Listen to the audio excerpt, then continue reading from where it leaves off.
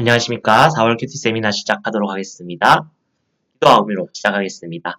사랑의 하나님, 감사합니다. 오늘도 4월 큐티를 함께 돌아볼 수 있는 시간 허락하여 주시니 감사합니다. 하나님 주신 민수기 말씀으로 우리가 큐티할 때에 하나님 이스라엘 백성이 얼마나 많이 그 광야에서 배반하는 모습, 하나님을 거역하는 모습을 보였는지 우리가 보면서 하나님 우리가 그렇게 하지 않게 해주시고 또 그 가운데서도 모세가 정말 하나님 앞에 기도함으로 그 백성을 위하여 나라를 위하여 고민하며 정말로 책임지며 나아갔던 것과 같이 우리도 그러한 리더의 모습을 갖출 수 있도록 하나님 우리 인도하여 주시옵소서.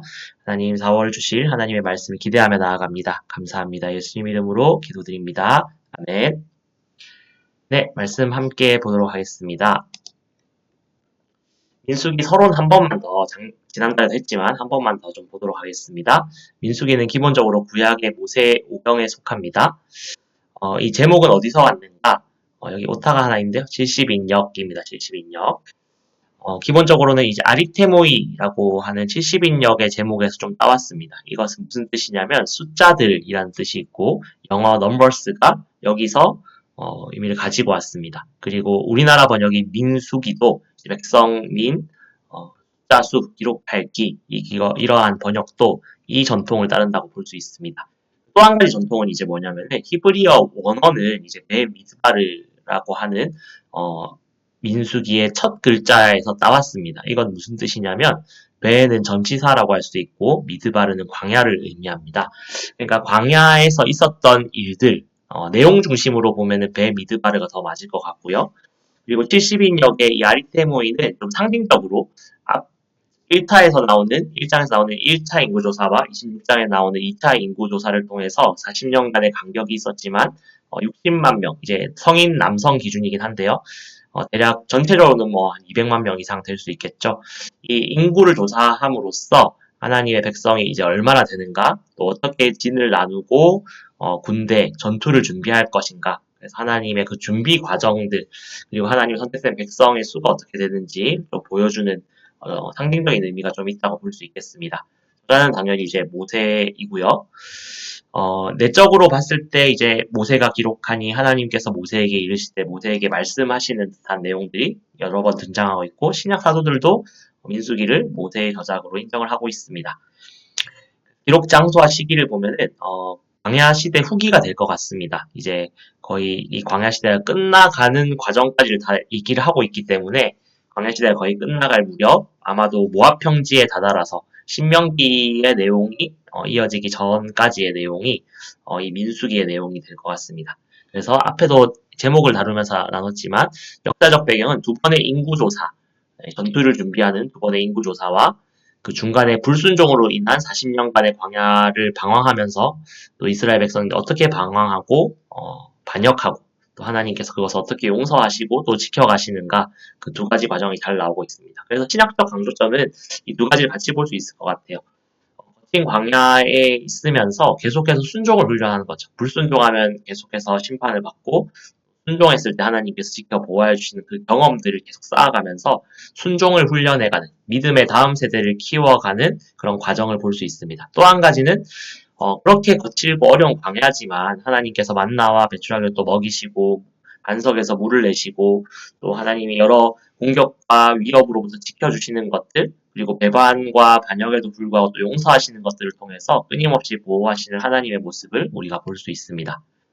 전체적으로 이렇게 진행되는데요. 저희가 이번 달은 8장부터 16장까지 보게 됩니다. 한번 볼까요? 오늘 본문이기도 했죠. 민수기 8장 1절에서 4장 4절 부분은 이제 금 등잔대가 나옵니다.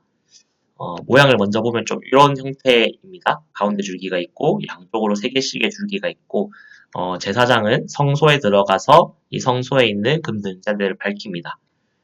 이 외에 다른 조명이 있다는 언급이 나오지 않기 때문에 그리고 성막에 성소에 있는 그 덮개들은 굉장히 여러 겹이었기 때문에 아마 빛이 통과가 안 됐을 겁니다. 어두운 성소에서 유일하게 이제 빛을 밝히는 기구였던 것이죠. 그래서 금으로 만들었는데요. 이 금 등잔대의 모습이 마치 보면은 좀 나무 모양이 되지 않습니까? 그래서 이스라엘 사람들이 이것을 생명나무의 모양과 비슷할 것이다 이렇게 언급하기도 하고 여기서 나오는 빛은 하나님이 처음에 이제 세상을 창조하실 때 빛이 있으라 하셨죠. 그래서 하나님의 속성을 상징하기도 하고, 그 다음에 진리 되시는 세상에 빛을 비추시는 요한복음에 나오듯이 나는 세상의 빛이라 말씀하신 예수님을 상징하기도 하는 중요한 기물이라고 할 수 있습니다. 금등잔대의 형태가 나오고 있고요. 그 다음에 5절에서 13절은 레위인의 정결 의식이 나옵니다.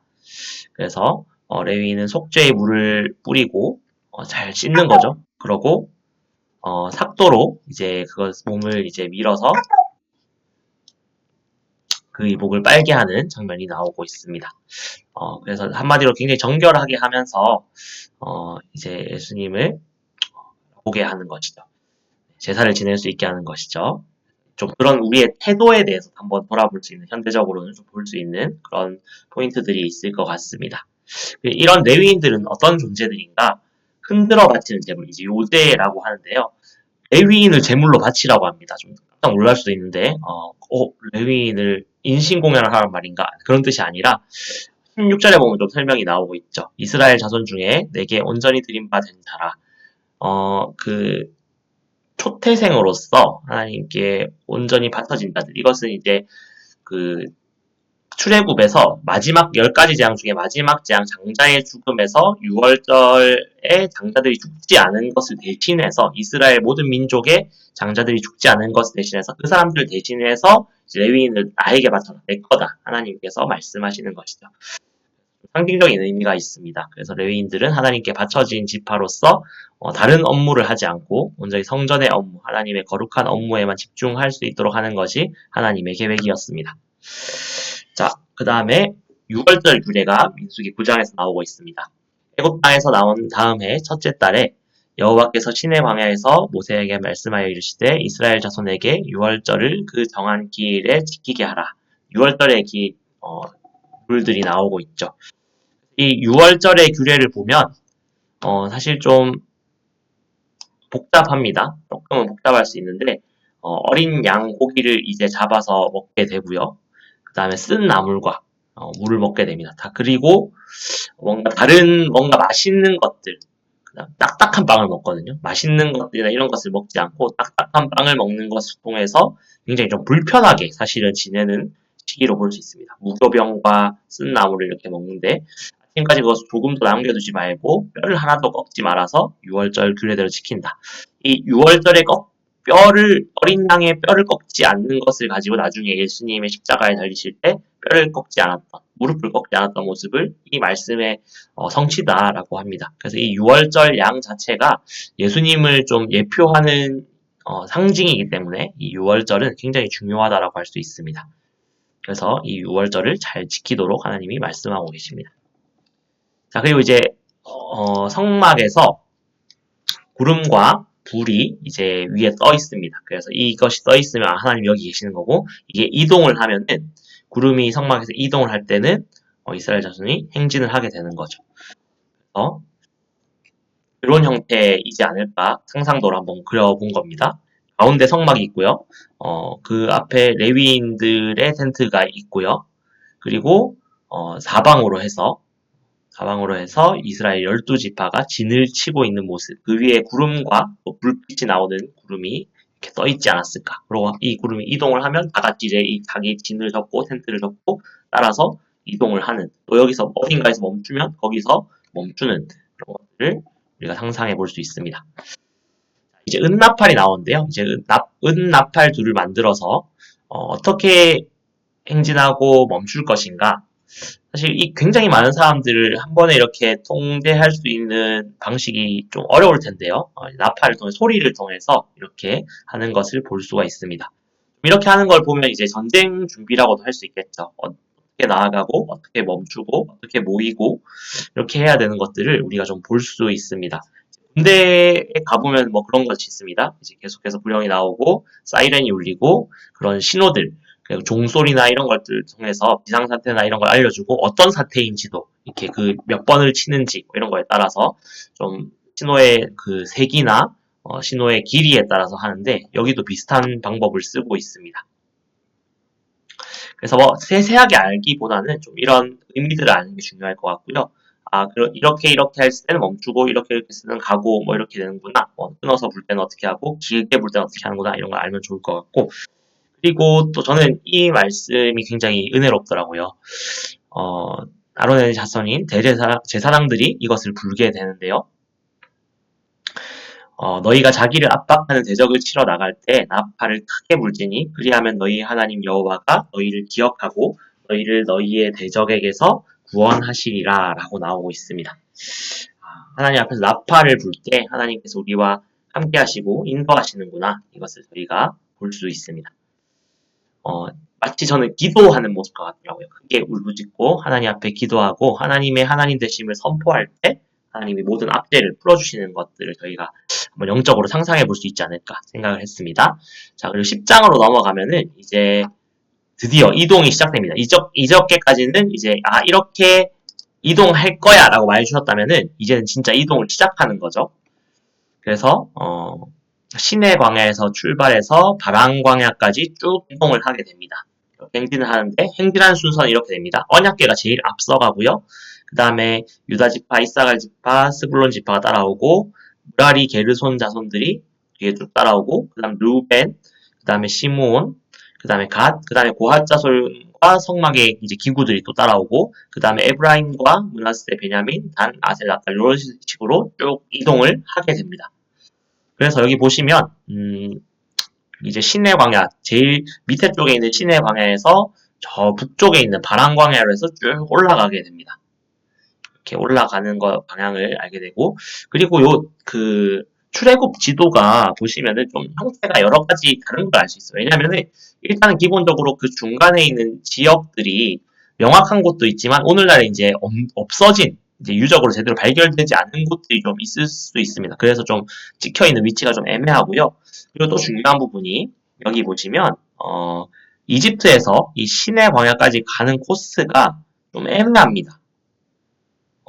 일단 홍해 바다를 걸렀을 텐데 사실 뭐 홍해 바다를 엄청 긴 코스를 만약에 건넜다고 해도 건너지 않을 수가 없고 굉장히 짧은 여기 수에즈에 있는 여기 이 부근을 통과하지 않았을까라고 사실 사람들이 생각을 좀 학자들이 해보고요.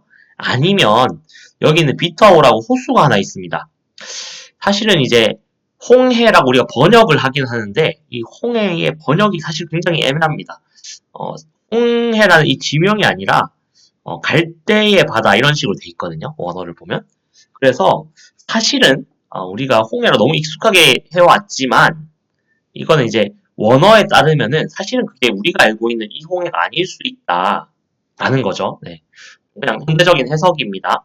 그래서 이 비터호 부근에 호수가 갈라졌을 수도 있고요. 혹은 이 호수 부근에 진짜 갈대가 많았습니다. 그래서 그 갈대 밭을 어떻게 통과하는데 그 과정 가운데서 이집트 군대가 이렇게 늪지대고 하니까 전차를 타고 쫓아오지 못하고 자기들끼리 이렇게 꼬여서 막 엉키고 이런 것들을 또 묘사한 게 아닐까 이렇게 주장하시는 학자들도 있습니다. 그래서 뭐 여러 가지 설들이 있기 때문에 여기 코스가 좀 애매합니다. 그래서 그 여러 가지 그림들 보면은 지도들 보면 좀 다른 그림들이 좀 있는 경우들이 있습니다. 그래서 뭐 이런 그림도 있고 저런 그림도 있구나 조금 생각하시면 될 것 같고 어쨌든 출애굽을 한 것이 확실하고 이집트 군대가 따라오다가 더 이상 따라오지 못하게 됐다. 로꼬까지는 확실하고 시내 광야까지 간 건 확실하기 때문에 중간 과정이 여러 가지 설들이 있구나 정도까지는 이해하셔도 좋을 것 같습니다. 그래서 이 지역 보면 정말 광야입니다. 다 광야고 사람 살만한 지역이 많이 되지 않아요. 그런 데들 보면 다 뭐 물론 오아시스나 이런 있겠지만 대규모 민족들이 거주하기는 사실은 쉽지 않은 이제 현대에 와서는 좀 뭐 지하수를 끌어다 쓰거나 현대 기술을 통해서 좀 할 수는 있겠지만 대규모의 민족들이 이렇게 문명을 이루기 쉽지 않은 구조입니다. 그래서 여기 이집트 중간에 여기 가나안 지역 좀 북쪽으로 가면 좀 괜찮고요. 여기 유프라테스 강과 티그리스 강 요 주변이 또 좀 비옥합니다. 사진에서 조금 흐리게 나오지만 이렇게 사람이 살고 있는데 이스라엘 사람들은 여기 어딘가를 계속해서 40년간 방황을 하다가 가나안에 들어가게 되는 거죠. 호밥이라는 사람이 나옵니다. 여기 보면 장인 미디안 사람 누엘의 아들 어디서 끊어야 될지 좀 헷갈려 하시는데요. 이 모세의 장인은 분명히 출애굽기에 나오는데 이드로입니다. 이드로고 그러면 장인 미디안 사람 르우엘의 아들 이러니까 호밥이 르우엘의 아들이라는 거죠. 장인은 이제 르우엘도 사실은 어, 이드로가 당시에 이제 좀 뭐랄까요? 어떤 이름은 좀 그 사람의 직책과 역할을 의미하고 어떤 이름은 진짜 이제 이름일 경우가 있는데 아마 이드로와 르우엘이 같은 인물인데 다른 별명처럼 이렇게 가지고 있는 사람일 것으로 생각을 하고 있습니다. 그래서 이제 이드로의 아들 호밥이다. 이렇게 이해를 하시는 것이 쉬울 것 같습니다. 네, 이해되시죠? 루엘과 이드로 같은 사람이고 그래서 그 아들 호밥 처남이죠. 처남이 있는데 보면은 이제 미디안 광야에서 이드로와 루엘 같은 사람이죠. 이드로와 그 가족들이 계속해서 있었기 때문에 아마 이 주변 광야의 지리에 아마 익숙했을 거예요. 물론 모세도 이제 그쪽에서 같이 양도 치고 일을 했지만 더 익숙한 사람이 있었기 때문에 좀 도움을 청하는 거죠. 길잡이 역할을 해달라는 겁니다. 그래서 좀 도움을 청했고 나중에 이제 사사기 1장까지 보면 호밥의 자손이 이스라엘 사람들 같이 있는 걸 볼 수 있어요. 아, 그러면 이 사람이 계속해서 모세와 같이 했구나. 이렇게 좀 우리가 추정을 해볼 수 있겠죠. 그래서, 하나님이 좀 동역자를 필요할 때 또 붙여주시는 것들, 이런 것들 우리가 볼 수 있습니다. 아, 그리고 아까도 진영 얘기를 해드렸죠. 언약궤가 제일 앞으로 갑니다. 언약궤가 제일 앞으로 가면서 하나님의 인도하심을 상징합니다. 그래서 여기 이제 언약궤의 노래라고 나오는데 여호와여 일어나사 주의 대적들을 흩으시고 주를 미워하는 자가 주 앞에서 도망하게 하소서 하였고 궤가 쉴 때에는 말하되 여호와여 이스라엘 종족들에게로 돌아오소서 하였더라. 분명 언약궤는 하나님의 보호와 인도의 상징입니다. 근데 자기들의 마음대로 하면서 이 언약궤를 이용하려고 하는 건 잘못된 것이죠. 그래서 사무엘서 보면은 이제 자기들 마음대로 전쟁을 위해서 언약궤를 들고 나갔다가 언약궤만 있으면 이기는 줄 알고 무슨 치트키처럼 그걸 들고 나갔다가 빼앗기고 패배하는 모습을 보게 됩니다. 그렇게 사용하는 것은 안 되지만 언약궤는 분명히 하나님의 임재와 보호의 상징입니다. 그래서 이런 형태로 제사장이 이렇게 언약궤를 메고 갈 것이다 추정을 해볼 수 있습니다. 자, 민수기 유명한 사건이 이제 나오게 되죠. 민수기 11장 이제 음식 때문에 원망을 합니다. 일단은 좀 결론적인 사건이 먼저 나오는 것 같아요. 악한 말로 하나님을 원망했다고 합니다. 악한 말로 하나님을 원망해서 여호와의 불이 진영 끝에 붙었다. 요즘 보면 우리 산불 많이 하는데 그런 형태인지 아니면 진짜로 뭐 하늘에서 불이 떨어져 정확히 알 수 없지만 좀 화재로 인해서 많은 사람들이 좀 어려움을 겪었던 것 같아요. 그 배경을 또 설명을 하는데 요게 이건 것 같습니다. 그들 중에 섞여 사는 다른 인종들, 이스라엘 사람들, 그러니까 이스라엘 민족 말고도 사실은 출애굽을 하면서 혹은 출애굽해서 또 시내산으로 내려오는 과정 가운데 좀 다른 민족들이 좀 합쳐지게 된 것 같습니다. 그래서 정확하게 어떤 민족인지는 다 알 수 없지만 조금은 이스라엘과는 다른 목표를 가지고 또 나온 사람들이 있었겠죠. 근데 그 사람들이 같이 처음에는 바로 가나안을 갈 줄 알고 이렇게 쭉 가다가 불평불만을 하는 거죠. 아, 고기를 먹고 싶다. 참 당황스럽습니다. 이집트에 있을 때는 사실 이집트는 정말 물산이 풍부했습니다. 그래서 아마 노예들이라고 해서 좀 여러 가지 어려움들이 있었지만 특히 이제 이스라엘 민족 같은 경우는 민족이 너무 많아지니까 그런 거를 좀 인구 산하 제한, 그래서 애기 나오면 이제 강에 빠뜨리고 이런 것들이 있었지만 사실은 노예들에 대한 음식이나 이런 것들이 굉장히 풍부했을 것이라고 여러 고고학자들이 추정을 합니다. 지금도 뭐 마찬가지지만 굉장히 물고기는 너무 많이 나왔고요. 생선, 그다음에 오이와 참외, 이집트에서 야채나 이런 곡식들이 너무 잘 됐기 때문에 오이, 참외, 부추, 파, 마늘 이런 다양한 음식들이 많이 났을 겁니다. 그래서 노예로 있는 상황에서도 이런 걸 많이 먹을 수 있었는데 며칠 내내 이제 만나만 먹다 보니까 질린다는 거죠. 그러면서 만나에 대한 설명이 잠깐 나오는데요. 만나의 설명을 좀 볼까요? 만나는 가시와 같고 모양은 진주와 같다. 그래서 약간 희고 동글동글한 모양이라는 걸 우리가 좀 추정을 해볼 수 있습니다. 그래서 맷돌에 갈기도 하고 절구에 찢기도 하고 삶기도 하고 뭐 다 할 수 있었던 것 같아요. 약간 밀가루랑 비슷한 재질이 또 아닐까 생각해 볼 수 있습니다. 그래서 과자 형태로 이제 삶든지 튀기든지 해서 만드는데 과자 맛 같았다 나오고 네, 그래서 이런 게 만나다라고 나옵니다. 물론 엄청 맛있을 수도 있진 않겠죠. 아무리 맛있어도 계속 먹으면 질릴 수도 있죠. 하지만 상황이란 게 있잖아요. 마치 전쟁터 나가가지고 음식이 보급되는 것만 해도 감사해야 되는데, 왜 이래 맛이 없냐. 이런 것과 같은 지금 상황인 것이죠. 자기 상황 파악을 못하는 것이죠. 불평을 듣고 분노합니다. 모세가 기뻐하지 아니하고, 그러면서 하는 말이, 하나님, 제가 얘들 낳았습니까? 정말 너무 힘듭니다. 혼자 이렇게 감당하는 게 너무 힘듭니다. 이렇게 얘기를 합니다. 네, 좋게 말하면 이렇게 말한 거고, 좀 직역하면 제가 말한 것과 비슷할 것 같아요. 혼자 못 해먹겠습니다. 그런데 그때 하나님이 모세의 불평을 들어주십니다. 너 혼자 너무 고생하고 있는 거 안다. 백성의 장로와 지도자가 될 만한 자 70명을 모아서 데리고 와라. 장로들을 세우자. 함께 할 수 있는, 감당할 수 있는 동역자들을 세우자. 라고 말씀을 하시는 거예요. 그래서 내게 임한 영을 그들에게도 임하게 하겠다. 모세에게 하나님께서 직접 말씀하시는 것과 같이 그런 임재를 다른 사람들과 함께 하겠다. 이렇게 말씀하시죠. 그러고 지금 메추라기 사건에서 계속 이어지는 겁니다. 같이 이어지는 거예요. 그래서 고기를 먹게 해주겠다는 거예요. 조금 먹는 게 아니라 한 달 내내 배 터지게 먹게 해줄 건데, 정말로 냄새도 싫어할 정도로 내가 주겠다라고 말씀을 하시죠. 그러고 다시 백성의 장로 70인을 세우게 하십니다. 하나님께서 구름 가운데 강림하셔서 모세에게 임했던 영을 장로들에게 임하시게 하고, 장로에게 임하자 장로들이 예언을 합니다. 여기서 뭐 미래를 말하는 것도 있겠지만, 여기서 성경에서 나온 예언은 하나님의 말씀을 대신하는 거죠. 모세가 하나님의 말씀을 대신해서 계속 전파했다면 그렇게 할 수 있는 사람이 70명으로 늘었다는 거죠. 근데 그 과정 가운데 엘닷과 메닷이라는 사람이 70명 장로를 뽑아서 모이라고 했는데, 모세의 진영 앞에 안 가고 각자의 자리에, 자기 텐트에 있다가 갑자기 하나님의 영이 임했다는 거예요. 사실은 말을 안 들었는데 왜 이래 됐을까? 하나님께서 그냥 주권적으로 하신다는 거예요. 엘닷과 메닷이 진중에서 예언을 하니까 눈의 아들 여호수아가 그거 말려야 되는 거 아닙니까? 하는데 모세가 가지 이러면서 그의 영을 그의 모든 백성에게 주사 다 선지자가 되게 하시기를 원하노라. 아멘. 네. 어디에 있든 중요하지 않다는 거죠. 물론 탑 리더십의 말에 좀 순종하는 것도 너무 중요하겠지만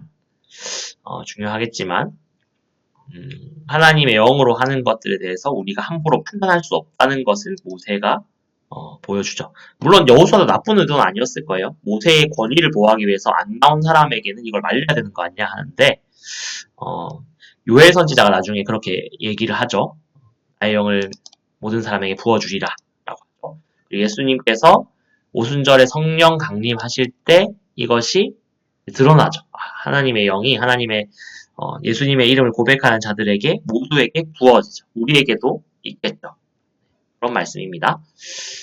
자, 넘어가 볼게요. 자, 그러고 이제 진짜 메추라기가 나오죠.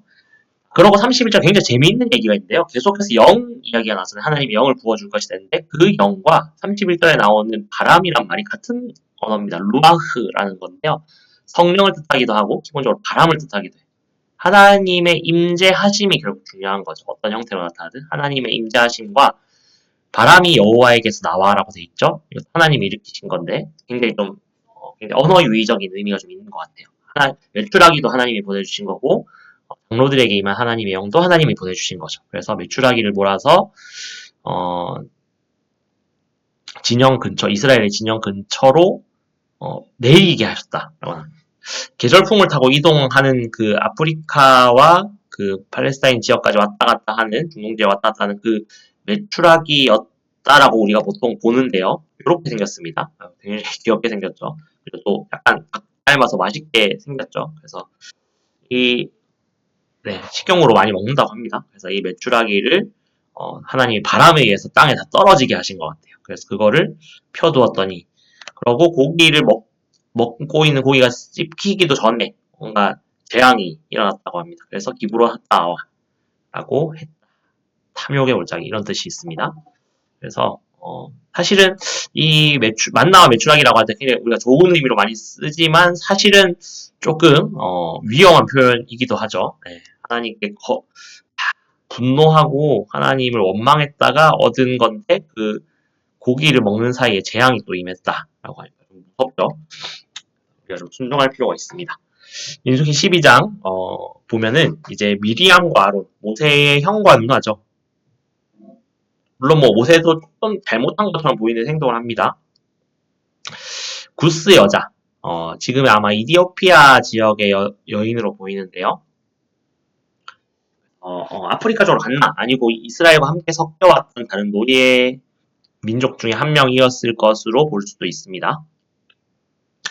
그러고 이제 미리암과 아론이 그것을 가지고 다른 민족과 이제 결혼했으니까 비방을 하는 거죠.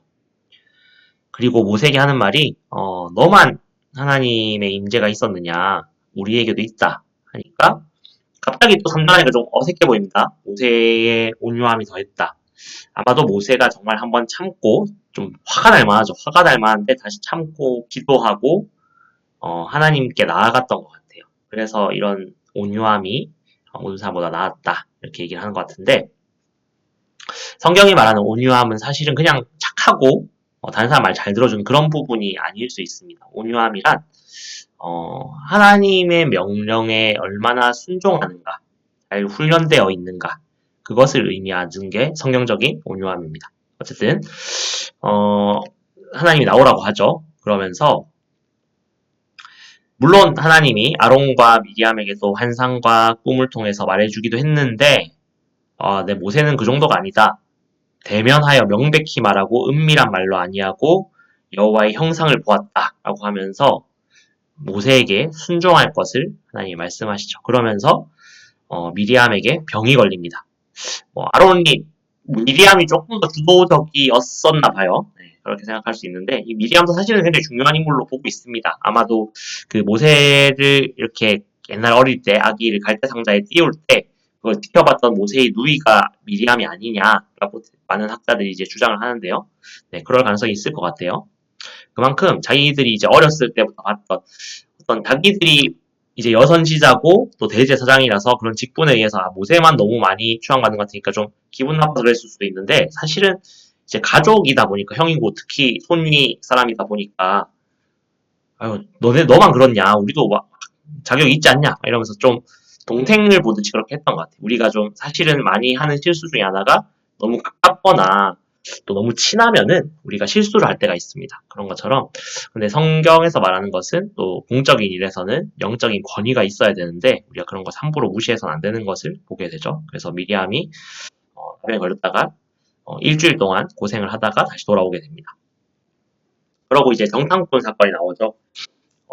하나님께서 처음에 보내시는 것처럼 이제 민수기에서 나오고 있는데 사실 신명기 말씀을 보면 백성들이 먼저 제안을 합니다. 하나님 우리가 좀 한번 보내봐야 되는 거 아닐까요? 물론 전략적으로 필요한 행동일 수도 있겠죠. 그래서 하나님도 허락을 하셨던 것 같은데 근데 사실은 그 정탐을 보냈던 그 속마음은 두려움이 있었던 것 같아요. 우리보다 너무 세면 어쩌지? 그럼 어쩌지? 이렇게 했던 것 같습니다. 자, 그러고 이제 보고가 나오는데요. 40일 동안 정탐하기를 마치고 돌아와서 너무 좋은 땅인 건 맞는데 너무 강하고 견고하고 크고 안악자손을 보았다. 여기서 이제 안악은 이 시대보다 조금 더 앞으로 이제 흘러가는데요. 사실 그 안악 족속이 실제 나타난 건 아닌 것 같고 모세 그 노아 시대 때 이미 한번 노아 시대 이전에 있었던 족속 중에 굉장히 키가 큰 족속 안악 족속이 있었습니다. 이제 네피림이라고 하는데 그런 사람들이 이제 뭐 노아의 홍수 때 쓸려갔겠죠. 이제 없는데 안악자손이라는 것은 이제 거인 같다. 우리 말로 치면 굉장히 거인이다. 이렇게 얘기를 그냥 뭐랄까요? 비유를 한 겁니다. 그래서 안악자손을처럼 큰 사람들을 봤다. 사실 뭐 얼마나 컸겠습니까? 고고학 누적 봐도 물론 뭐 이스라엘 사람들 광야에서 잘 못 먹고 이렇게 했던 사람들보다는 클 수 있겠죠. 하지만 뭐 정말 거인이었냐? 그렇지 않아요. 그냥 키 조금 클 뿐이에요. 그런데 굉장히 마음이 어렵게 하는 거죠. 그래서 우리 스스로 메뚜기 같다. 그 사람들은 네피림이고 안악자손이고 너무 거인 같고 우리는 메뚜기 같아서 상대할 수가 없다. 이렇게 얘기를 하는 겁니다. 하나님의 인도하심을 경험하고도 그것에 신뢰하지 못하죠. 그리고 자기들을 굉장히 적게 판단하는 메뚜기 신드롬에 걸린 것을 볼 수 있습니다. 근데 그 과정 가운데서도 이제 여호수아와 갈렙은 끝까지 이제 주장합니다. 아니다. 그놈들 우리 밥이다. 우리의 먹이다. 구절에 그렇게 나오고 있습니다. 하나님 주신 땅 정말 좋지 않더냐. 우리 가보자. 할 수 있다. 두려워하지 말라. 이렇게 하는데 그 말을 듣지 않아요. 불안함이 자기들 마음 가운데 가득 차니까 듣지 않죠. 그래서 오히려 이 얘기를 하는 여호수아와 갈렙을 죽이려고 합니다. 정말 심각하죠. 그리고 모세도 어려워합니다. 그러니까 하나님께서 이제 모세한테 그냥 얘네들 다 쓸어버리고 다시 새민족도 만들겠다. 여러 번 말씀하셨던 다시 한번 그 주장을 합니다. 근데 모세가 또 이때 지혜롭게 대답하죠. 이집트 사람들 중에 주의 능력으로 이 백성을 인도하여 내셨거든. 그리하면 그들이 듣고 이 땅 거주민들에게 전하리이다. 하나님이 능력이 없어서 이 가운데 광야에서 이스라엘 백성 다 죽였다라 하면 어떡합니까? 라고 하면서 하나님을 설득하죠. 그래서 용서해달라고 설득을 합니다. 그래서 하나님께서 결국에는 사해 주시죠. 그렇지만 한 가지 제한이 걸립니다. 20세 이상. 그 민수기에서 인구 조사를 했던 그 성인 전쟁에 나간 성인 남성을 의미합니다. 20세 이상의 성인들, 계수된 자, 곧 나를 원망한 자 전부가 더 이상 들어갈 수 없다. 여분네 아들 갈렙과 눈의 아들 여호수아 외에는 들어갈 수 없다라고 하면서 오히려 너희가 우리 애기를 다 붙잡히면 어떡합니까? 이러면서 막 걱정했는데 오히려 그 아이들은 그 안에 들어가서 잘 먹고 잘 사는 모습을 너네 보게 될 거야. 이걸 얘기를 합니다. 그래서 40일간 정탈을 하고 돌아와서 그런 불순종한 얘기를 했으니까 40년간 광야를 방황하게 될 거야. 한 세대가 완전히 또 바뀌는 시간이기도 하겠죠. 그래서 40년간의 광야 생활을 하나님께서 예언하셨습니다. 근데 그 다음날 꼭 하랄 땐 안 하고 또 갑자기 전쟁에 나가겠다고 합니다. 백성들이 크게 슬퍼하면서 어떻게 40년간이 광야에 있습니까? 하면서 하나님 우리가 범죄했습니다. 우리가 가서 차지하겠습니다. 이러면서 싸우러 나가는데 모세는 가지 말라고 합니다. 그런데 결국에는 가나안 사람들에게 지고 연계까지 갔던 것 같아요. 지고 후퇴해서 이제 40년간의 방황이 시작됩니다.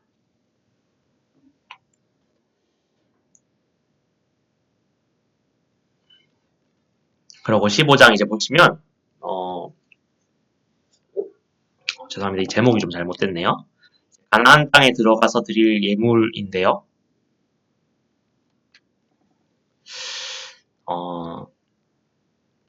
이때 여러 가지 가나안 땅에 들어가서 드려야 될 제사를 얘기를 하고 계십니다. 지금은 만나를 먹고 메추라기를 먹고 있던 시대예요. 농사도 짓지 않고요. 동물들도 이제 이집트에서 가지고 나온 동물들밖에 주로 없었습니다. 그러면 실제로 좀 제사를 지내는 방법들이 좀 제한될 수밖에 없는데 이거는 이제 가나안 땅에 들어가서 제사를 지내라는 거예요. 그렇다 보니까 지금 40년간 광야 들어가지 말라고 광야에서 가나안으로 들어갈 수 없다라고 말한 그 상황인데 그 상황에서 갑자기 하나님이 광야에 가서 이렇게 하라라고 알려주시는 겁니다. 좀 당황스럽죠. 하지만 이것은 하나님이 계속해서 심판하시는 것이 아니라 이스라엘 백성에게 소망을 주시는 거예요. 너네 결국에 광야에 들어갈 거야. 그러니까 이거를 준비해. 이런 이야기로 볼 수 있습니다. 죄송합니다. 그리고 이때 타국인들, 이스라엘과 함께하는 또 여러 백성들도 있었다고 했잖아요. 그런 사람들도 동일하게 율법 안에서 제사 드리고 함께 지켜갈 수 있다. 하나님 앞에 나아갈 수 있다. 그리고 개종도 사실은 할 수 있었습니다. 그래서 이 사람들도 동일한 법으로 이걸 지켜야 된다는 것을 우리에게 알려주고 있습니다. 자, 그리고 고의로 지은 죄와 모르고 지은 죄는 분명히 다르다고 말씀하십니다. 부지 중에 범죄한 것은 속죄를 드리고 하나님 앞에 회개할 수 있었습니다. 회중이 그렇게 하든 여러 사람이 그렇게 하든 아니면 개인이 그렇게 하든 하나님 앞에 속죄제를 드리고 다시 나아갈 수 있음을 고백합니다. 그런데 고의로 무엇을 범하면은 백성 중에서 끊어질 것이라고 말하고 있습니다. 이거는 타국민도 마찬가지죠. 하나님을 고의로 알고도 멸시하고 잘못된 것을 행하면 안 된다는 것을 알려주고 있습니다. 자, 이 고의로 지은 죄 중에 하나를 이제 알려주는 것 같아요. 어떤 사람이 안식일에 알면서도 나무하는 것을 발견하니까 처음에 이제 선례가 없잖아요. 선례가 없으니까 처음에 가둬뒀다가 하나님께 물었더니 반드시 죽이라 라는 말씀을 듣게 됩니다. 겨우 안식일 한번 어겼을 뿐인데 왜 이렇게 심각하게 처벌하는 것인가 좀 궁금할 수 있죠. 근데 신약에도 좀 비슷한 케이스가 있습니다. 지금 이제 율법이 하나님께 받아서 성막을 만들고 이제 지켜가고 공동체를 만들어가는 과정 가운데 있는데 처음부터 막 사람들이 어기게 된다면 굉장히 쉽게 생각할 거 아닙니까? 그러니까 하나님이 좀 강하게 터보를 하셨던 것 같아요. 사도행전 5장 1절에도 보면 아나니아 삽비라 사건이 나오죠. 헌금 좀 감춘 거 사실은 뭐 어마어마하게 큰 죄가 아닐 수 있잖아요. 하지만 이 교회 공동체가 처음 세워가는 데 있어서 좀 이렇게 된 것들은 좀 문제가 될 수 있을 것 같습니다. 그래서 하나님께서 이렇게 되지 않도록 하나님께서 좀 다스리시는 모습, 좀 강하게 절하는 모습이 공동체를 세워가는 가운데 조금 있는 것을 보게 됩니다.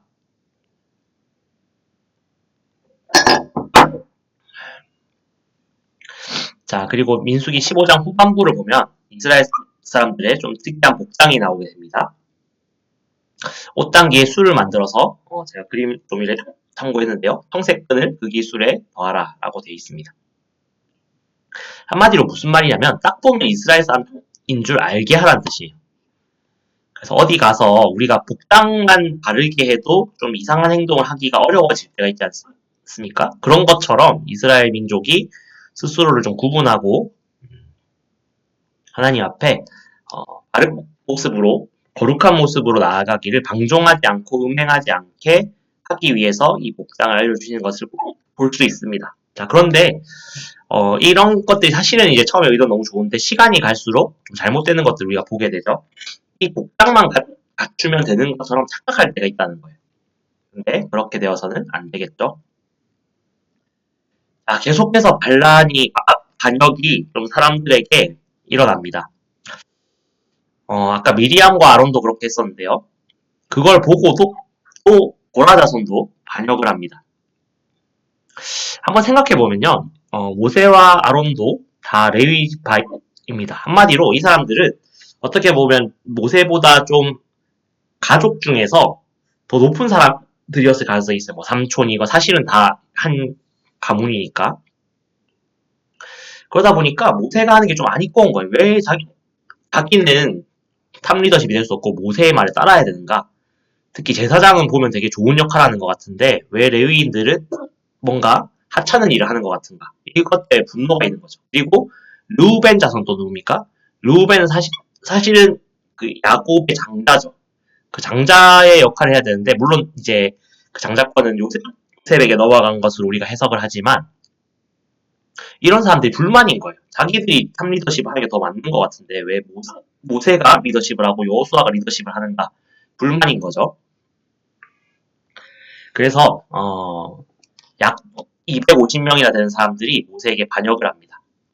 뭔가 나름의 불만이 있었던 것 같아요. 왜 자기 마음대로 다시 광야로 가게 만든 하나님이 물론 40년간 광야에서 이제 훈련하게 만드시는 과정인데 이 사람들은 모세가 개인적인 의도 때문에 가나안으로 들어가지 못하게 막고 있다라고 생각을 했던 것이죠. 자, 근데 모세가 듣고 엎드립니다. 어디에 엎드리는 거? 이 사람들한테 엎드렸다는 의미가 아니죠. 하나님 앞에 기도하고 엎드렸다는 의미가 될 수 있겠습니다. 그리고 이런 불경한 행동을 하는 사람들에 대한 두려움, 하나님에 대한 두려움이 있었던 것이죠. 그렇게 하고 하나님께서 알려주시는 대로 향로에 불을 담아가지고 오라고 알려주십니다. 자, 근데 250명이나 되는 사람들이 사실 반역에 가담했다는 것은 많은 사람들의 마음 가운데 여전히 모세에 대한 불신과 하나님에 대한 불만이 있다는 것을 뜻하죠. 그래서 하나님께서 다시 한번 이스라엘 백성을 멸하려고 하시는데 모세가 한 번 더 이것을 막게 됩니다. 그래서 심판을 하려고 하시는데요. 모세가 또 하나님을 한 번 더 말리죠. 그래서 고라와 다단과 나비람의 장막에서 떠나라라고 합니다. 사람들이 다 도망갔죠. 어떤 일이 벌어지는가? 땅이 이들을 덮습니다. 요즘 뭐 싱크홀 이런 거 굉장히 이제 무서운데요. 그런 장면이 눈앞에서 나타나는 거죠. 그 고라와 다단과 아비람의 장막들이 다 묻히는 것을 사람들이 보았죠. 근데 그러고도 이스라엘 백성이 정신을 차리지 못합니다. 모세와 아론을 원망하죠. 너희 때문에 죽었다. 이렇게 말하는 거죠. 그들이 반란 나쁜 짓 한 거 생각 안 하고 모세에 대해서만 원망을 하는 겁니다. 그러니까 하나님께서 연병, 이제 전염병이죠. 전염병이 시작되게 하셔가지고 많은 사람들이 죽었다. 얼마가 죽었는가? 14,700명이 죽었다.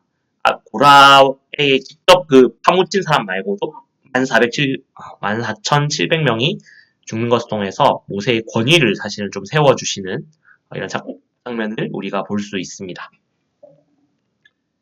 네. 그래서 이번 달 끝났는데요. 네, 그래서 잘 보시면서 한 달간 또 민수기 묵상 잘 하시기를 축복합니다. 그래서 보면서 느끼는 점은 정말 많이 반역하고 반란을 일으키고 하나님 앞에 원망하는 모습이 사실 우리의 모습과 참 비슷하구나라는 것들을 느끼게 됩니다. 그래서 여러분 묵상하시면서 우리가 하나님의 말씀을 아는 것보다 중요한 것은 정말 순종하고 그 삶 가운데 나타내는 거구나라고 다시 한번 느끼게 됩니다. 제가 기도하고 마치겠습니다. 하나님 아버지 감사합니다. 오늘도 함께 말씀 보게 하시니 감사합니다. 4월 특히 또 꾸준히 또 성실하게 하나님 말씀 앞에서 잘 우리 자신을 비추어 보며 할 수 있도록 하나님 인도하여 주시옵소서. 그렇게 하실 주님을 찬양합니다. 감사합니다. 예수님 이름으로 기도드립니다. 아멘.